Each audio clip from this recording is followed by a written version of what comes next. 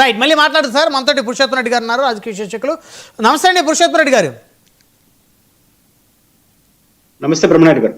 So ఒక నాయకుడి arrest, ఒక మాజీ మంత్రి అరెస్టు అనేక అనుమానాలకి దారితీసింది. బేసిక్గా అంటే ఆయన గత నేపథ్యం ఏదైతే ఉందో ఆ నేపథ్యం దృష్టిలో పెట్టుకొని ఇది నిజంగా ఆయన ఇన్వాల్వ్మెంట్ తోటి జరిగిందా, లేకపోతే గతంలో ఆయన పోయిన పోకడ్లు ఆయన యొక్క వ్యవహార శైలి వల్ల జరిగిందా అనేది కాస్త కన్ఫ్యూజన్ ఉంది. మీరేం చెప్తారు? బ్రహ్మనాయుడు గారు, అందరికీ నమస్కారం. అంటే రాజకీయ వ్యవస్థలో ఉన్నాం కాబట్టి గాదే గారు చెప్పినట్టు అధికారంలో ఉన్న వాళ్ళు ప్రతిపక్షాన్ని విమర్శించడం, ప్రతిపక్షాలు ఉన్న అధికారులను కామన్. ఇప్పుడు రమేష్ గారి అరెస్ట్ ని తెలుగుదేశం పార్టీ తప్పు చేసినట్టుగా చూస్తుంది, వైఎస్ఆర్ కాంగ్రెస్ పార్టీ కక్షాదింపు చర్యలో బాగా చూస్తుంది. ఇది తేలేసరికి ఎప్పుడవుతుందో తెలియదు. తేలకపోవడం భారతదేశంలో దరిద్రం. ఇప్పుడు తేలదు, ఎన్ని సంవత్సరాలు పడుతుందో, ఏ కేసు ఏమవుతుందో తెలియదు. ఇప్పుడు సింపుల్ గా చెప్పాలంటే వ్యవస్థలు ఎప్పుడు కూడా నమ్మకాన్ని కలిగించాలి విచారణ పైన. ఆ నమ్మకం కోల్పోయే పరిస్థితి వస్తుంది తప్పుల తర్వాత. ఈ ప్రభుత్వం ఆ ప్రభుత్వం అని కాదు. ఉదాహరణకు ఇప్పుడు సిట్టు విచారణ జరుగుతూ ఉంది. ఏ సిట్టు విచారణ? గత ప్రభుత్వం చేసిన తప్పులపైన సిట్టు విచారణ. రేపు 29లో జగన్ గారు గెలిచిన ఈ సీట్లన్నీ అయిపోతాయి, మళ్ళీ ఆయన సీట్లు బయటకు వస్తాయి. ఇప్పుడు 2019 నుంచి 24 వరకు జగన్మోహన్ రెడ్డి గారు ఇదే మద్యం కేసులో సిట్ నడుస్తున్నా లేదా?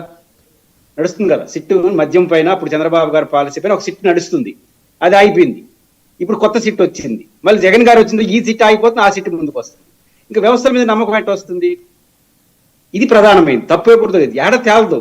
ప్రభుత్వాలు మారినప్పుడల్లా సిట్లు విచారణ మారిపోతా ఉంటాయి, పాత సిట్లు అయిపోతాయి, కొత్త సిట్లు వస్తాయి, మళ్ళీ వాళ్ళు వస్తే ఈ సిట్లు అయిపోతాయి, ఆ సిట్లు వస్తాయి. ప్రజల విశ్వాసాన్ని కోల్పోయే పరిస్థితి ప్రాథమికంగా వస్తుంది. కాదు పురుషోత్తమ గారు, ఇప్పుడు వీళ్ళేమంటారు, వైఎస్ఆర్సీపీ ఇక్కడ ఉన్న సిట్టు చంద్రబాబు గారు సిట్ అంటే సిట్టు, స్టాండ్ అంటే స్టాండ్ అంటారు. అదేవిధంగా గతంలో జగన్మోహన్ రెడ్డి గారు అధికారంలో ఉన్నప్పుడు కూటమి సంబంధించిన పార్టీలు కూడా సిట్టు జగన్మోహన్ రెడ్డి గారు సిట్ అంటే సిట్టు, స్టాండ్ అంటే స్టాండ్ అంటారు. అంటే అందరూ కూడా మన రాష్ట్రానికి మన దేశానికి చెందినటువంటి అధికారులే కదా. అంటే మన అధికారుల మీద మనకు నమ్మకం లేకపోతే ఎట్లా? బ్రహ్మాండమైన నమ్మకం ఉంది. సిట్టు స్టాండ్ అనే పదం వాడను కానీ నేను ఎందుకు చెప్పిందే, ఆ సిట్ ఎందుకు ఇప్పుడు కొనసాగలేదు? రేపు జగన్ గారు వస్తే ఈ సిట్టు కొనసాగుతుందా? ఇంకా సిట్టు స్టాండ్ కాకుండా ఇంకేమవుతుంది? అంటే వ్యవస్థలు సిట్టు స్టాండ్ అనే పదజాలం నేను వాడను, కానీ ఆ సిట్ ఎందుకు ఆగిపోయింది? ఇప్పుడు వచ్చిన వెంటనే ఆగిపోయింది. రేపు జగన్ గారు వస్తే ఈ సిట్లు అయిపోతాయి, ఇంకా సిట్టు స్టాండ్ కాకుండా దీని ఏమంటారు? ఇది మొదటి అంశం. రెండో అంశం, గాజు వెంకటేశ్వరరావు గారు సిబిఐకి ఇస్తే లేట్ అవుతుంది అనుకోండి. భారతదేశ రికార్డు చూస్తే హైయెస్ట్ ట్రాక్ రికార్డు సిబిఐకి ఉంది, తొందరగా ముగించే దాంట్లో మన సిట్లు సిబిసిఐడీల కన్నా. ఇక్కడ ప్రాథమికంగా వ్యవస్థలు ఎక్కడ తప్పులు చేస్తున్నాయంటే, అనుమానాలకు కాకుందంటే, గాది వెంకటేశ్వరరావు గారు లాయర్ గడ కాబట్టి ఆయన తెలుసు. సహనిందితుడు సుప్రీంకోర్టు నామ్స్ ప్రకారం సహనిందుడు చెప్పే విచారణ సమయంలో చెప్పేదాన్ని సాక్ష్యంగా కోర్టు పరిగణలో తీసుకోదు. విచారణ సమయంలో సహనిందితుడు చెప్పే సాక్ష్యాన్ని కోర్టు సాక్ష్యంగా తీసుకోదు. ఇప్పుడు ఆయన ఎవరో జనార్దన్ రావు అయిన నిందితుడే కదా, వెంకటేశ్వరరావు జోగి రావేశ్ కూడా నిందితుడే. ఇప్పుడు ఆయన చెప్పింది దాన్ని సాక్ష్యం తీసుకుని అరెస్ట్ చేసి రిమాండ్ పెట్టేసినారు. రేపు ఏం చేస్తుందని తర్వాత అంటే ఇప్పుడు జోగి రమేష్ గారు జగన్మోహన్ రెడ్డి గారు చెప్తే నేను ఈ విధంగా చేశానని చెప్పేసి ఆయన ఏమన్నా చెప్తే ఒకవేళ జగన్మోహన్ రెడ్డి గారిని అరెస్ట్ చేస్తారా? ఒకటి బ్రహ్మనాయుడు గారు, రాజకీయంగా లాభ నష్టాలు తప్ప అరెస్ట్ చేయదలుచుకుంటే ప్రభుత్వాలకి క్షణం ఎవరైనా అరెస్ట్ చేస్తారు. దానికి ఏం పెద్ద సిద్ధాంతాలు ఏమీ లేదు. ఎవరిని టచ్ చేస్తే ఏమొస్తుందనే సమస్య తప్ప ఇంకోటి ఏం కాదు. రెండు, ఇప్పుడు తెలుగుదేశం ప్రతినిధి ఒక మాట అన్నారు, నాకు బాగా నచ్చింది. అదేంటంటే తంబలపల్లిలో జరిగిందంటే అక్కడ sitting MLA Dwarakanath Reddy, sitting MLA ఎంపీగా ఉన్నటువంటి మిథున్ రెడ్డికి సంబంధం లేకుండా జరుగుతుందా? ఆడ మాత్రం సిట్టింగ్ ఎమ్మెల్యేలు. మరి జోగి రమేష్ గారు సిట్టింగ్ మాజీ ఎమ్మెల్యే ఎందుకు పోయినాడు? ఇక్కడ కూడా సిట్టింగ్ ఎమ్మెల్యే లోపల వేయచ్చుగా.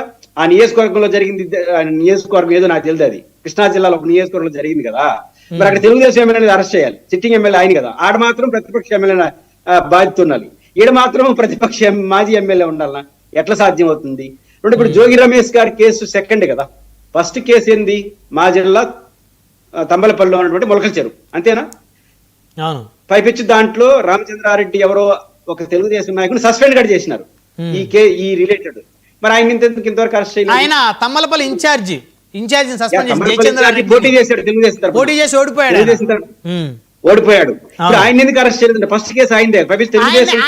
సౌత్ ఆఫ్రికాలోనే ఎక్కడ ఉన్నారంట. ఆయన్ని అరెస్ట్ చేయడానికి ఆల్రెడీ రాష్ట్ర ప్రభుత్వం అన్ని సిద్ధం చేసింది, ఖచ్చితంగా ఆయన తీసుకొని వస్తారని తెలుస్తా ఉంది నేనేమంటానంటే మనకి. ఫస్ట్ టార్గెట్ ఎవరు కావాలి? ఫస్ట్ దొరికింది సంబల్పల్లే కదా. ఉమ్.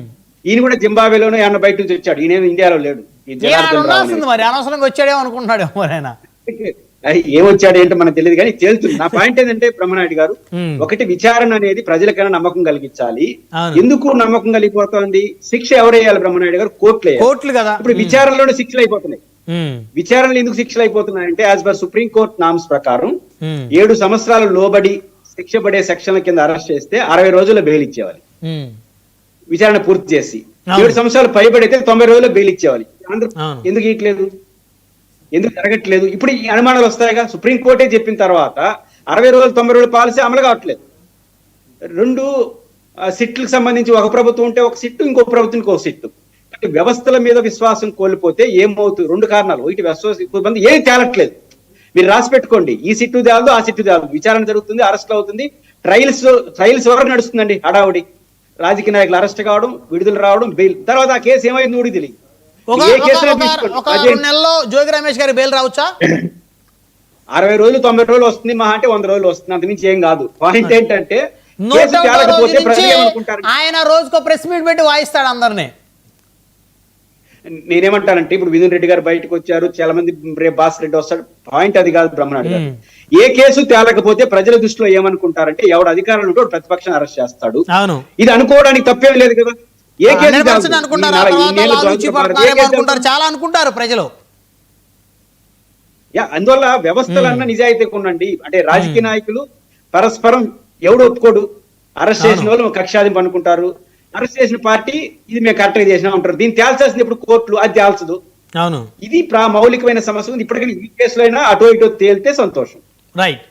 జూబుడి గారు ఏంటి ఫైనల్ గా మీరేం చెప్తారు?